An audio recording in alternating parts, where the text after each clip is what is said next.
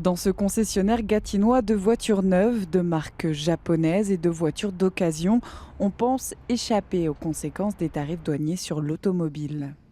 À la fin de la journée, c'est l'offre et demande qui décide. C'est pas la fin du monde, on va s'adapter.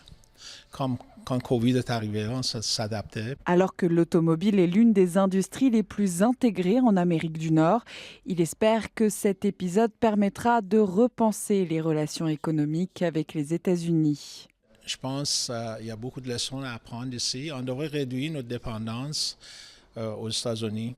Si les modèles importés d'Europe et d'Asie pourraient bien tirer leur épingle du jeu, une étude de la firme Anderson Economic Group prédit que le prix de la plupart des modèles assemblés en Amérique du Nord pourrait bien, eux, augmenter entre 3 000 et 12 000 dollars américains. Les constructeurs comme GM, Ford et Stellantis en particulier pourraient se retrouver à être pénalisés lorsqu'ils vont vouloir compétitionner avec des constructeurs qui fabriquent leurs véhicules à l'extérieur de l'Amérique du Nord. Donc, tout ça, ça crée un marché qui est complètement distorsionné. Si au niveau politique, la question a mobilisé les débats, la réponse canadienne à l'offensive de Donald Trump reste en suspens. Nous devons riposter, dit le Premier ministre ontarien, mais pas avant le 2 avril. Plus que l'achat d'une voiture, cette guerre économique pourrait aussi se faire ressentir sur la facture du garagiste.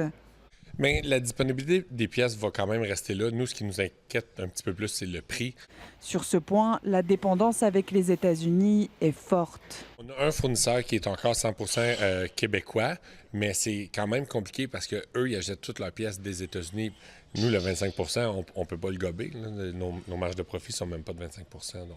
Les constructeurs mondiaux d'automobiles du Canada en appellent à une solution à long terme qui supprimerait ces tarifs qualifiés d'injustifiés pour l'industrie, pour ses travailleurs et pour ses clients. Ici, Anouise Michel, Radio-Canada, Ottawa.